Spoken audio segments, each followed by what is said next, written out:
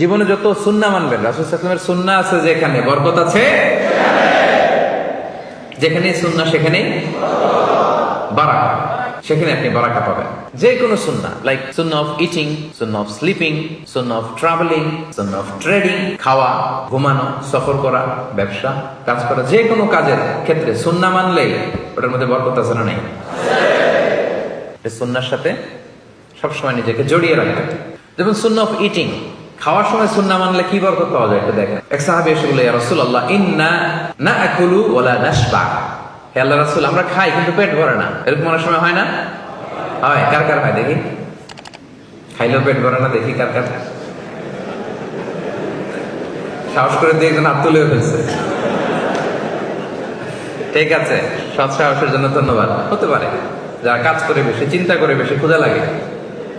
Not necessary যে আপনার অনেক দৌড়াইতে হবে, এক্সারসাইজ করতে হবে না। আপনি ব্রেন স্টর্মিং করলে ক্ষুধা লাগবে। আমি নিজেও ফিল করি, যখন কোনো কিছু নিয়ে খুব ভাবি তখন ক্ষুধা লাগে, এটা হয়। তো সাহাবীরা কি চিন্তা করেন, কি সিম্পলিস্টিক লাইফ লিড করতো। মনে যা আসছে নবীরে বলে ফেলছে, এ রাসূলুল্লাহ, ইন্না নাআকুল ওয়া লা নাশবা। রাসূল, আমরা খাই কিন্তু পেট ভরে না। পেট ভরে না কেন? রাসূল সাল্লাল্লাহু আলাইহি ওয়াসাল্লাম দেখেন কি বলে। রাসূল সাল্লাল্লাহু আলাইহি ওয়াসাল্লাম বললেন, লাআল্লাকুম তাআকুলুনা মুতাফাররিকিন। মনে হয় তোমরা একা একা খাও, একসাথে খাও না।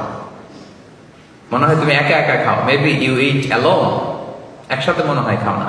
ওই সাহাবী বলে, না, হ্যাঁ ইয়া রাসূলুল্লাহ, আমি আসলে একা একা খাই, অন্যদের সাথে বসে মিলেমিশে খাই না। তখন রাসূল সাল্লাল্লাহু আলাইহি ওয়াসাল্লাম খাবারের সুন্নাহ শিখিয়ে দিলেন, দ্য এটিকেটস অফ ইটিং। তিনি বললেন, ইজতামিউ আলা তাআমিকুম, না না না, একা একা খেও না, খাবার নিয়ে একসাথে সবাই বসবা।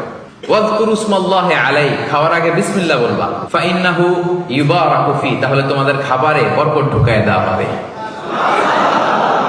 এবার বুঝছেন সুন্নাহ মানলে কিভাবে বরকত পাওয়া যায়?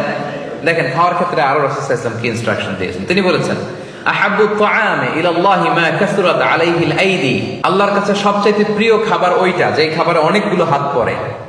এক প্লেট নিয়ে শুধু এক হাত দিয়ে খাচ্ছেন, এটা আল্লাহর কাছে পছন্দ না। একটা খাবার নিয়ে অনেকগুলো মানুষ বসে চারদিক থেকে নিয়ে নিয়ে খাচ্ছে, এই খাবারটা আল্লাহর কাছে বেশি প্রিয়। সুবহানাল্লাহ। তাহলে একা একা খাবেন না, বাসায় যে স্ত্রীকে নিয়ে খাবেন, ছেলে মেয়েদের নিয়ে খাবেন, বাবা মাকে নিয়ে খাবেন, বন্ধুদের একসাথে খাবেন। এবং খেয়াল করে দেখবেন, একা একা খেলে যে টেস্ট পাওয়া যায়, কয়েকজন মিলে খেলে এটা টেস্ট বেড়ে যায় কয়েক গুণ। কি বলেন? পারে না? বাড়ে। দেখবেন, খেয়াল করে দেখবেন, তাহলে বেশি বরকত। আবার রাসূল সাল্লাল্লাহু আলাইহি ওয়াসাল্লাম বলেছেন, আরেকটা এটিকেট শুনেন, আল বারাকাতু তানজিলু ওয়াসাতাত তাআম। খাবারে বরকত নাজিল হয় একেবারে মিডলে, মাঝখানে।